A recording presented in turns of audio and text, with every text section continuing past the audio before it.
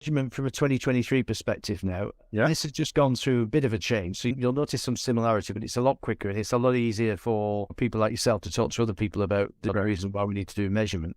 Yeah. Now, as we know, there is no lack of measurement at all. Everywhere we go these days, we can measure anything that moves. I like the little joke associated with this. The only one that people are paying attention to is that KPI trending to zero. It's out in our measurement system. We need something simple. We need something straightforward. It needs to be able to be understood by everybody. Why do we need a measurement system from the outside in, reminding you about the way people can game systems like MPS and CSAT? Being either gaming it in a very selective way to demonstrate our results are improving.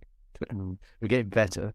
And ironically, as we recall with this, Tesla's number of customer complaints was going up almost exponentially at the same time that they were supposedly best in the automotive industry from 2016 to 2018. So we need a more objective, forward-looking measurement system. And when I say forward-looking, the measurement systems that we've inherited, particularly in the CX world, tend to be retrospective and subjective. That's what this is about. It's about building that bridge. Okay. And though we covered off the measurement systems in the ACX Masters, the difference this time is that we're looking at measurement from the landscape perspective. So you won't be just doing one experience. You may have several experiences you want to put on the dashboard. So we'll aggregate it and that sort of thing. I'm just about to push out, you'll see this on the wire soon, that James Dawkins videos, which talks about the 10 ways to improve your MPS scores.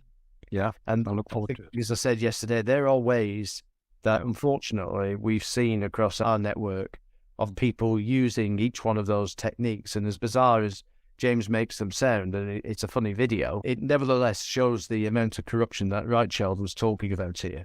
It's because some people don't do it because they're devious. Some people do it just to demonstrate they're doing a better job.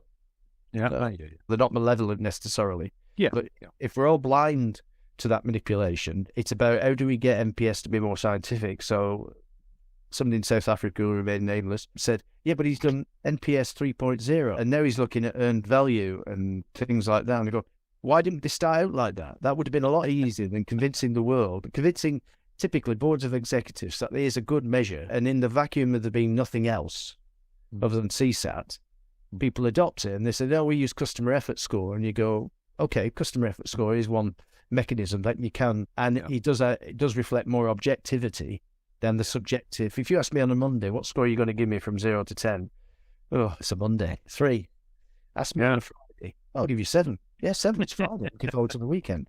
So let's get away from that subjectivity and not keep arguing the toss about MPS is good or not. Let's get a more objective set of measures to stop putting lipstick on the pig, as we did before. There we have. Just making something, discussing brand perception is really important, but if you're not doing the right thing, it is lipstick on a pig. So here we are, here's the dashboard. It'll look similar to the one that you've seen before, but tidied up, and we're going to go through it very quickly by example as we do it. So once more, if you get a question, let me know. Likewise, the guys watching the recording, ping me back if it still doesn't make sense. Sure. All the dashboard is focused on the causes of work, the moment of truth. So it's a measure of at a moment of truth. It can be real time. There's a couple of organisations who are already piloting real time in South Africa at the moment, and they have literally in the service centres, they have the electronic dashboard up there, and they can see it changing, and it does its usual thing. If something's going off kilter, it goes red. They're usually amber or green, but you can act in the moment. I think that's the important thing to know is if it's James who said that about I quote him a lot because he's having been a showman when he was a guitarist in a band. He's a really good communicator. He comes across very well. He does.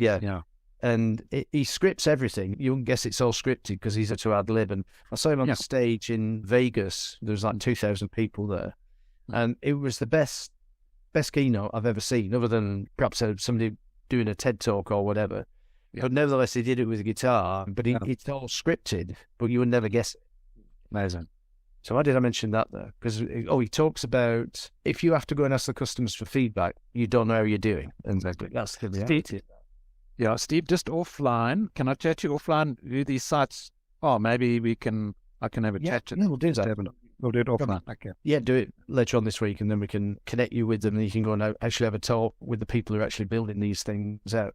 Sometimes what we have to do as well with champions is get them to sign a non-disclosure with that organisation. Yeah. But I make sure I'll do the logistics behind that, and then if you have to sign a non-disclosure, it's just like a one-pager. That you're not going to go away and divulge all this. You can copy and emulate it, but don't go and Absolutely. Everybody else. Yeah, and hopefully it's non-competitive anyway. So yeah, let's see. Cool. Yeah, and in the situation you're in, I can think of lots of organisations we can take you to that are in the same business, but they're not in the same industry. Yes, gotcha. So doing that comparison will be excellent. Again, with everybody on the call, we'll take that one offline. Agree. Perhaps, when the exercises come in, and we have a chat We'll about do it this. Good idea. So here we have the completed one. This was, you'll recall we've used this one before. This was the onboarding process to Canadian Business School. So the customer receives an information pack, completes an application form, confirms the final acceptance, arrives on the first day, experiences induction, checking for recreation. So do you want to be in the basketball team or something? And attend the first day of class. So let's go through each one. So every moment of truth must have a unique ID, not just for this experience. So for instance, the next experience we would look at, which was the alumni. We did some work with these guys through our Canadian partners in Quebec around the alumni. So that first moment of truth in the alumni experience was moment of truth number 8. So it does have a unique ID. Okay. It's also an indicative that when you're looking at moment of truth number 364, there's 364 moments of truth that you're having the customer's experience. Yeah. Give the description to every moment of truth. And as I say, when people are doing the moments of truth, always put the word customer in front. So in the dashboard context, it's customer receives information pack, customer completes application form, and so on like that. And always have the action words there. The reason for that, again, is to differentiate the moments of truth from the descriptions of handovers. Because in handovers, it's not a customer interaction. It's an interaction that's taking place within our organisation or our partners that the customer's not necessarily aware of. Yeah, and doesn't care about, but ultimately impacts his SEO, yeah. So the customer parlance is important because if you're working, say, with an enabling customer, so you're doing some internal work on behalf of another department to improve something that they're doing, they're your customer, but all the other relationships that your internal department and that internal department are having with other people would be handovers, they would be interactions. Gotcha. So it's applicable across, completely scalable and applicable across the funders, the watchers, and the enablers. So then we have a type of moment of truth. We call there's 6 different types. What that can allow you to do, not with one experience, but from a champion's perspective, where you're looking at several experiences and you're bringing them to the dashboard, is what are the predominant types of moments of truth that we've got? Yeah. So in a very automated environment, you have lots of system-to-system ones. And I've seen situations where we have too many system-to-system moments of truth. Can we humanize some of them? So that happens sometimes, I can imagine. Scrapping the automated voice response system and having people make the phone again. Yeah. Or the WhatsApp robot, which never answers your question properly. But yes. And eventually, dealing with some of the primitive chatbots, not the chat GBT chatbots, but the early chatbots. And then eventually, after 10 minutes of interaction, they then say, I need to transfer you to a human being. Yes, exactly. That's why I'm bald. I've pulled my hair out already. So identifying the type, it's less useful with just one experience, but if you've got lots of experience, you might want to produce some bar charts which show the occurrence of person-to-person system and so on. Cool. And then having identified that is go and say, okay, there's a lot of people, for instance, a lot of people-to-people interactions here, which might be a good or a not-so-good thing. Are there some of those that we could easily automate and take the pain away from the customer? A good example is that one of, we all want it to be automated, is what's our bank balance? Yes. However, if it's a multi-query, then you still have to navigate the damn AVR again to get to talk to somebody. The reason why you're querying your bank balance is, do I have enough in my account to pay for this? Or should I get a loan? Or should I get a short-term overdraft agreed? That sort of a thing. Yeah. So usually the questions aren't linear. And unfortunately, the way those things are programmed traditionally is to just be very good at transactional responses. We've seen the one example I quote in the States is with Cabela's, who are a great big outfitting store. And what they did is they offshored the call centers to Singapore, loads of complaints from people saying they don't understand us. Right? So they said it must be a language difficulty or something like that. So they were training up all these Singaporean people in the National Football League so they could talk about last night's scores. Somebody was interested.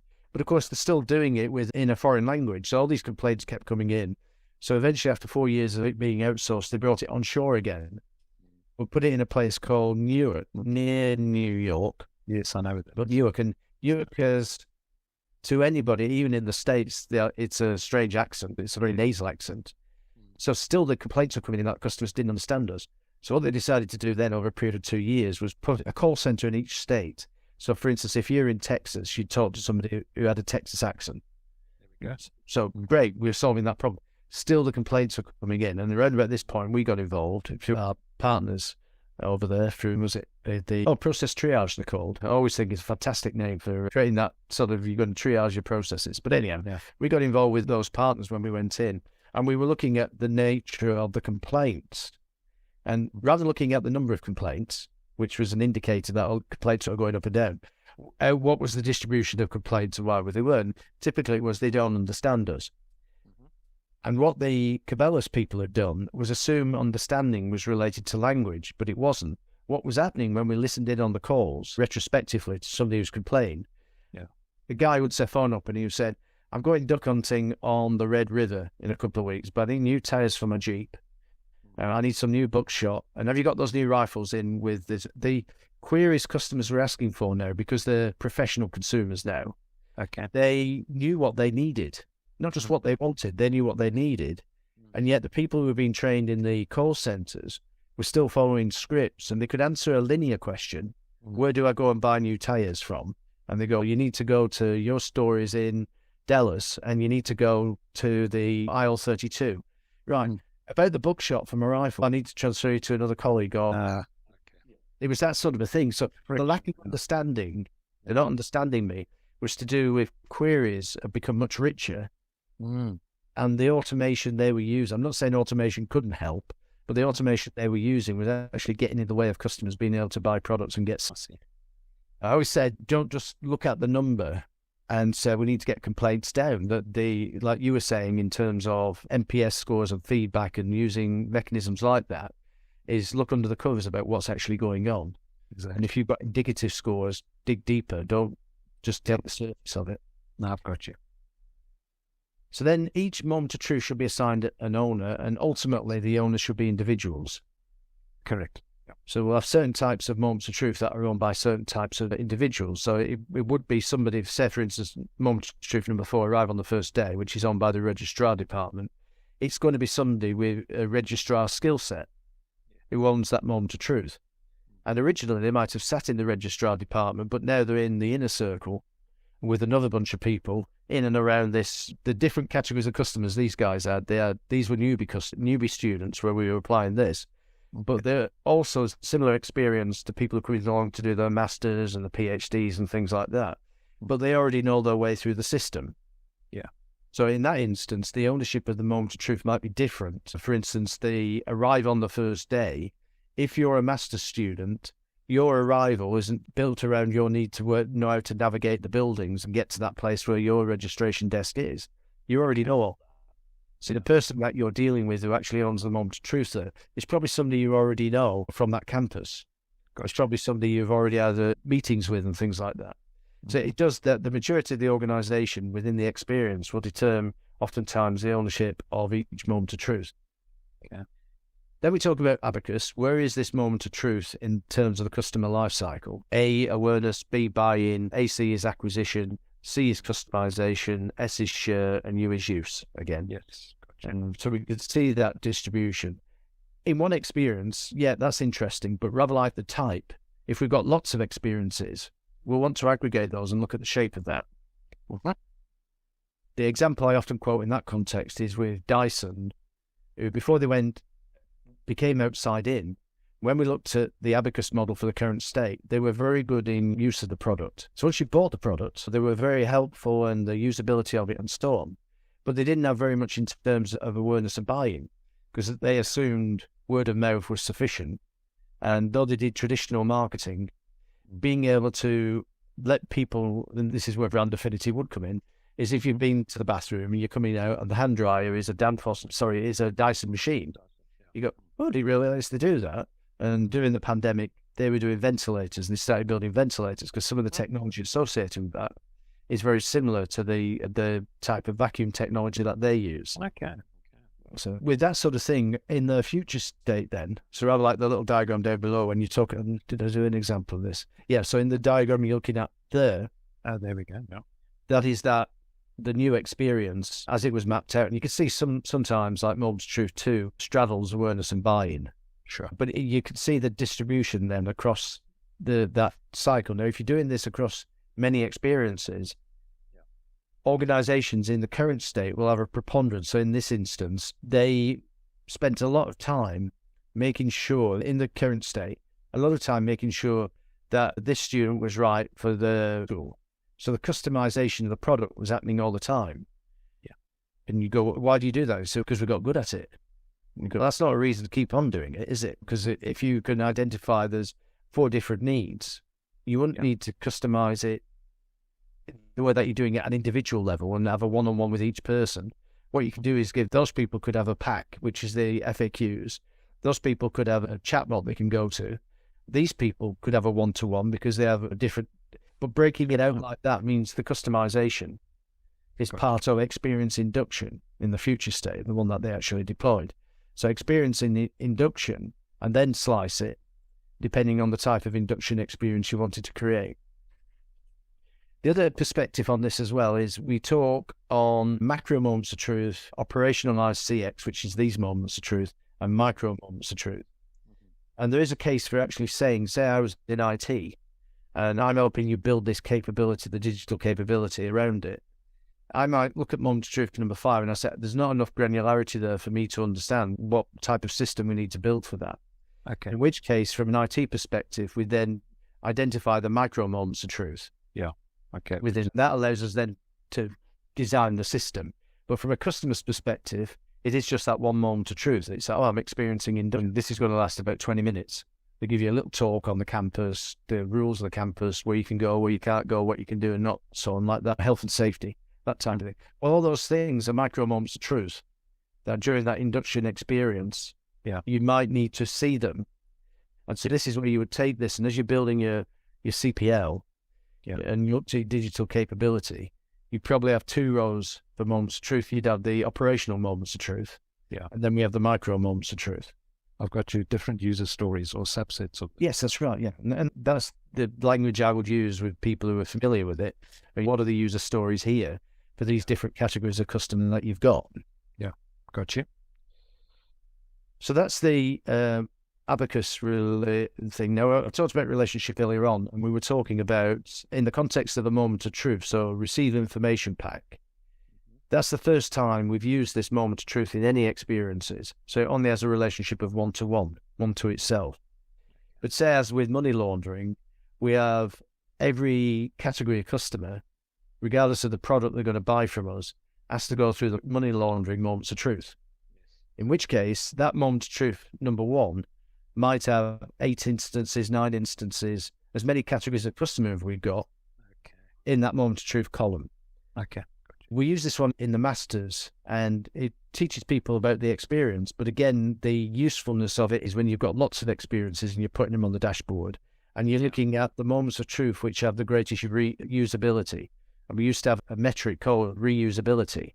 Nice. You don't have to keep reinventing moments of truth if you bring in a new product to market or go for a different category of customer. Yeah. They are reusable. And one of the indicators there is how many instances of this moment of truth are there across our categories of customer. Yeah, I like it. Object-orientated customer design. Yeah. Yeah. Something like that. Yes, I'm just going to trademark that now. Object-oriented. I'm fusing languages there. I think it's good when I think about structured systems analysis and design, and entity life mapping and things like that. Yeah. There's a lot of analogies that people don't have unless you've had exposure to those sort of things. Yeah. And nested moments of truth, I often refer to that. Yes. So people say, what do you mean by nested moment of truth? So I'll get into discussing like Google do, like a macro operational and micro moments of truth. So I used to say, instead of operational moments, I used to say in process. But a lot of the CX people think, oh, that's a process thing. That's nothing to do with us. And you go, no, it's in the process. Yeah, but we don't do process. We do CX. And by the time you're having those sort of discussions, you think, the use of language sometimes. So I say operationalizing customer experience, right, rather than in process customer experience. Likewise, each moment's truth has a relationship in terms of handovers. So let's have a look at that on the diagram. So this one was Terry in Texas. And we can see understand query, that task, the moment of truth which needs to create that task is the customer relates an issue, and there's 2 handovers in that relationship, and 1 business rule, the green one that sits on update customer database. Right, cool. So what we're doing there again is just looking at the relationship side of it. How many moments of truth have relationships with how many handovers and business rules? And immediately, like number 4 there, arrive on first day. The 7 handovers in association with that. Where are all these handovers? What are we doing? Because a lot. Yeah. And that's the case of, though the handover is an effect created by a moment of truth, we still have this moment of truth, but we've got what on the surface appear to be too many handovers. So let's go and have a look at that. So you'd be sitting down with the registrar saying, why do you have 7? What are the 7? Walk me through this. And then when you see him, you can say, oh, right, okay, yeah, I get that. That's because of compliance. That's because of a regulation. That's because of this. Couldn't we consolidate some of those? Yeah. And what I've seen done there with people who are practiced at doing it is they'll run an innovation workshop around the internal interactions. Yes. So which are the ones we can make go away? And in turn, that sometimes allows you to change the moment of truth in a way that it's much more faster, more streamlined and so on. Exactly. That's where my mind goes to. And run them in parallel. Don't show them. Yeah. So if we look at the bottom line there, we've got 7 moments of truth in this experience with 26 handovers. From an engineering point of view, remembering that each moment of truth will have on average 3 or 4 handovers. That's about right then, isn't it? That's getting up towards 4 handovers per moment of truth. So it might well be that those moments of truth which have got 7 handovers, they're okay. It's all right to be like that, but it would draw your attention to it. In fact, it's sort of standing out like that. And there was, when we did this, I can recall it, I've got the scars to prove it. A lot of business rules for this relatively simple experience. When we got into it, there was an embargo on changing any business rules during that time. So this actual future state inherited some old-fashioned business rules that we knew we could eradicate. The compliance and audit people were going through a big audit at the time. It was like a 3-month, you can't change any business rules, we can't come to any meetings, we're not going to do any of it. So we couldn't even get them in the room to actually talk about why is this rule, is this an interpretation of the regulation, or is this actually literally what the regulation says we should do? Yeah. And in this sort of experience as well, student onboarding, all colleges, business schools, universities are doing it all the time. It's not a life and death situation. Whereas when you're looking at rules, say, in a pharmaceutical context, it is life and death. Exactly. You do the wrong thing. So it's got different ways of skinning that rabbit. So there's examples in there. The next one is, have we built the performance landscape yet? And it's yes and no. So I do 1s and 0s for this. Yeah.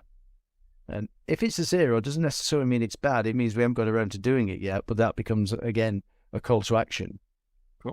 So, guys, when are you building your CPL then? Because when you build your CPL, you might be able to eradicate some of those rules and handovers by looking at the connections and the relationships. Yeah.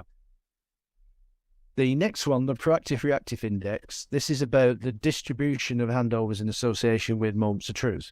So let me show you the diagram which talks about it. So if we look at the mess like that, 23 moments of truth, 51 handovers and 12 business rules. We knew when they actually put that one on the wall, they'd understated the number of handovers because it must be 3 or 4. So we were thinking it's going to be up in the 70s or 60s and 70s, not just 51. However, once you realise it's like that bent wheel on your bike, you need a new wheel. No amount of examining the wheel is going to make it better. Yeah. So in some instances, the pragmatist kicks in and you say, okay, that's good enough, we can work with that because we're going to work at the moment's truth level. And we know there's more than a one-to-one relationship here. Mm-hmm.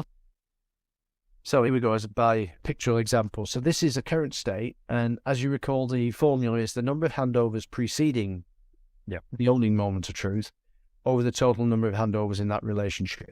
So if you're looking at moments of truth 1, it has 3 handovers in total.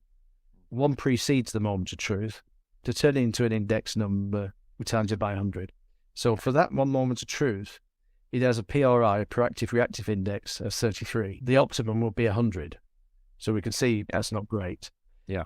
Looking across the experience, we can see that there's 5 handovers precede their owning moments of truth, divided by 17 handovers in total, which gives us a PRI of 29.4. Now, assuming you took something like this and you innovated it and took it to a new place, as these guys did, they got there from 23, 24 moments of truth down to 4. Okay. So in doing that, here's an example. You've innovated it and you've changed this. The story I normally tell around this, because we've all made insurance claims, is in the claims department, typically they'd be sitting there waiting for the phone to ring, and that moment of truth then initiates a series of handovers. Yes. Take you through security, check your policy, all that sort of stuff.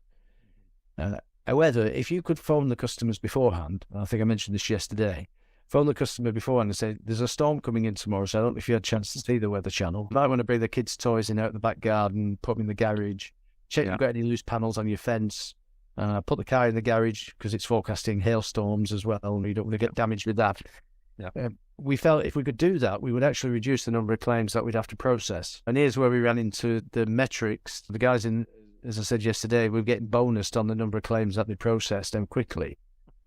And this one thing that they did in this insurance company was reduce the number of claims, which is the most expensive thing they do, is process and pay out claims.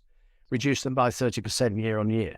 There we go. Magic. Just by being proactive, doing things up front. So one of the proactive things they did was go get the customer database.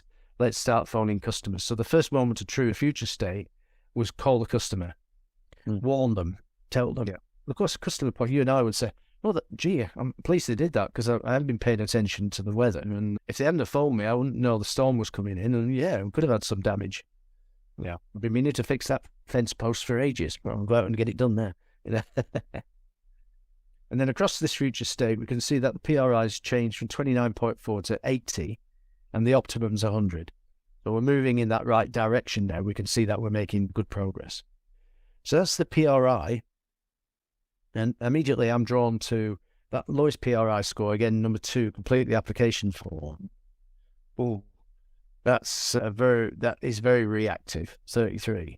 Whereas looking at 5, 6, and 7, they're more proactive than not. They're 100, and that's the optimum score. So in this context, PRI, higher is better. Yeah. Next, we talk about the risk management by way of a reminder again. And I hope compared with when last time you did dashboarding, this is a lot more simpler and a lot more straightforward. Yeah, I like it, Steve. Yeah. And it's easy to explain as well, rather than having a list of 36 measures that we could do. Yeah, we can do 36 measures, but there's probably only two or three from the get-go you're going to want to do. And PRI and risk impact are 2 I always do, because the risk impact one, the easiest way to sort of think about that is, if we fail at this moment of truth, what would the impact be? Yeah. So what would the impact be in the first instance on the customer? Would they be a little bit upset, quite upset, or very upset? So the impact is either go low, medium, or high. Cool. Yeah. And with that in mind, we can then start to think about some of these moments of truth. All moments of truth are not created equally. Some are just going to be more impactful than others when we mess up. Yeah. In the same sort of way, if we think about it with a company perspective, we can say, okay, if we messed up at this moment of truth, right, the worst that could happen is we're going to increase our costs. Very serious if we lose some revenue. Compromised service levels, that's as serious, but not as serious as the first 2. And there's a gradation going down. At the time we were doing this, there was a big scandal going on. So one of the things that actually changed in the following year was compliance and regulatory went up to the second and third bullet points. Okay.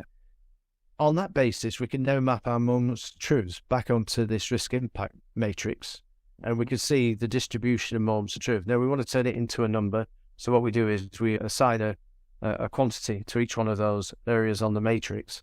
And so if your moment of truth is in that high, we mess up as high impact on the customer and high impact on us as an organization. That moment of truth scores 100. It's the ones which are low score 10. So you can see the scale on there. And then we can also look at this from the point of view of saying, across all the moments of truth, what's the risk impact score across this experience of 12 moments of truth? and we can say it's 57 something rather. We know the optimum is nearer to 10. Questions asked to us then, so what are we doing in the terms of those 3 in the high to mitigate the chance of failure? What are we doing to get more towards low? So what's the action plans we got in place? What continuous improvement mechanism? So even for future state, as you can see, we can then write the scores down in the boxes where law is better now. So once again, my eyes are drawn to moment of truth number 2. Yeah. The first red flag that went up, of course, was that the number of business rules in association with it, but it's PRI of 33 and its risk impact score of 100. So clearly we were running a risk more so than with the other moments of truth. And if you think about it logically, completing an application form, this is your revenue for next year for the college. Mm-hmm. If they don't complete the application form, they're not even going to put an application in. We're not going to get them over the line. So it is right. Intuitively, we would know that's critical, that people complete application forms. Yeah. And for every 100 application forms we send out, how many do we get returned? Yeah. Only 30. 70 go to our competitors. So, you're saying 30, but how many students started to complete the application form, but the process is so onerous, you've got so many business rules, it's very reactive. And also, when we mess up at this point, it has a severe impact on our bottom line. Yeah. So off we trot to the registrar, and the only way the registrar can actually improve that moment of truth, and this is what they had to do, was get together with the other owners and see what they could do to actually smooth some of those things out. How do we make it more proactive? How do we reduce the risk of failure? And what they'd actually done is they'd taken, in the current state, in the previous incarnation of this experience, they'd automated the application form, but they hadn't used that as an opportunity to actually rationalize the application form. For instance, there were three places in the application form where you had to enter your name and address 3 times. So already, I mean, on a paper form, you have to do that if you're applying for passports sometimes. But all they do is OCR that into a system now. Yes. So this bizarre thing in the UK, I don't know if you know about this, but if you want an urgent passport, which is usually what happens because I fly about a lot, I never want a passport that's going to take 2 or 3 weeks to come back because I've always got a flight the following week. Gotcha. However, to get an urgent passport application through the system, you have to go to the post office to collect a form. I'm thinking, what? In this day and age, you have to go to the post office and collect a form. So I get a form. There's no distinguishing mark on that, or there's no unique number on that form that you've collected. It's just a generic rapid access passport form. Okay. You can't post that then. You have to physically go to a passport office to be processed. Of course. No. Person responsible for doing that would be the owner of the moment of truth. It's an association with people who are upskilled in facilitation and CX and so on. Okay, so just do a time check. Yeah, we've got time to do this one. So the CX6 now. When you did the Masters, I would have talked about the 4 E's. Yes. We have our annual sort of get-together of the affiliates and the coaches and stuff, and across all the partners and stuff, and we try to come together. What's our learning been in the last 12 months? And part of that learning was we only introduced 4 E's about 4 years ago into the syllabus at the Masters level, right? We determined it's a bridge too far, but we not just determined it's a bridge too far for the champions, for the Masters, it is for the champions as well. Okay. So at the back of this deck is the 4E deck that you may have seen when you did the Masters. And it's there, once you've mastered CX6, which, as James will explain in his video in a moment, is still somewhat subjective. You can then become really, truly objective. And the case studies and examples you may recall I use for that is Disney get 100% of feedback 100% of the time as it happens. Because in the theme parks, they're listening to every single conversation. Yeah. Accordingly, they can do what they refer to as action in the moment. And developing action in the moment capability means that if something's going wrong, act on it now. Don't wait. Yeah. Don't send a survey form out and then 2 weeks later you find out somebody's complaining about something. Action in the moment capability. And that's the 4 E's, living, eating, breathing, manifesting itself. You realize as you move through this, some organizations are very quick to it because they're very familiar with scoring systems. They're very new, particularly because I've spent a lot of my corporate career in the financial sector. And you have to be new to work in the financial sector. I don't care what job it is you're doing. It's all about numbers. Whereas in some, say, fast-moving retail fashion, they're too busy to count sometimes. And it's a different world. So measurement systems tend to fit into different types of organizations. And the ones that are more newer are more easy, get this better. And they realize the subjectivity associated with NPS and CSAT means they're betting the farm on some, might be a malicious feedback from customers or whatever it is. It's just way too subjective. And then Fred Reichheld missed that. And I don't think he missed it. I think they thought there needs to be a product out here. Everybody's using customer satisfaction. Wouldn't it be great if there was just one score that ruled them all? Yeah, there we go. That is where they were coming from. That was the way they marketed it. Anyway. Yeah. And in lieu of anything else more scientific at the time, yes, you would use it, but with all the failures associated with it, you then saw that you needed NPS 3, and earned value is a good metric, but it's only one metric. Yeah, there are many more. Yeah, absolutely. So you have to create an aggregate. CX6 allows us to do that and get more coordinated around it. Cool. There's a video of James talking through the CX6, so pause it a minute. And this is one of those videos that I talk about, which is like 5 or 10 minutes long. Mm-hmm. And we've put them in a sequence so that you can access them offline. So that's what I'm going to suggest you do with this, Luke, is have a look at it again. You'll probably seen us play it in the Masters, but it'll be more meaningful now because it's going to be more useful.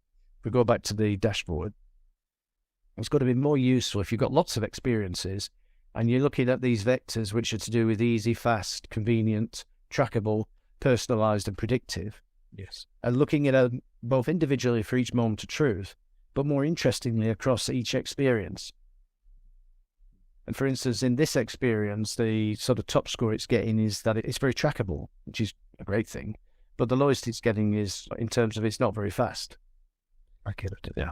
And we already know from the discussion we've had, if you've got lots of rules in there and you're having to have checkers checking checkers, even if this is a future state, that's a scope to continue improving. Going back to the Danfoss example where they got to 6 moments of truth, the first moment of truth was, I need a part. Now I've got to go to the portal to order the part. And they had these big sort of Microsoft screens where you could touch the different parts of the screen. I want this part, and you're just dragging it to order, which was quite smart technology and so on. Now they got that when they were very centralized, but now we're moving to a much more fluid, dynamic customer experience. And somebody said, just give it as an app. That's going to be logically the best thing to do. So those 2 moments of truth became one, within 3 months of the go live.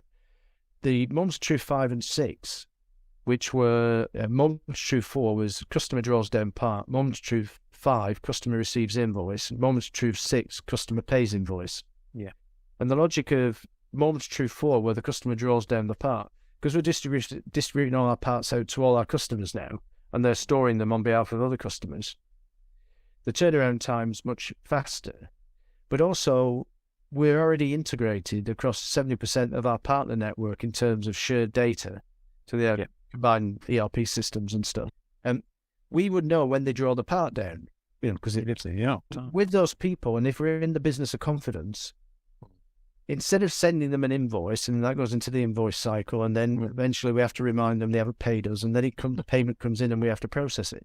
Could we not just draw down the cash from their bank account? Yeah, but their account, there we go. Yeah. I remember that, and I remember that as being excellent. Great idea. Yeah. And it got that because of the trust. Because of the trust. Exactly. 1 through 5 and 6. Now, there were some people who didn't have integrated ERP, and it was worth, Danfoss have been progressively with those people, installing that integration for them at no cost. Yeah, absolutely. It would have made absolute sense. Because you don't need a whole, let's call it, debtors book management system.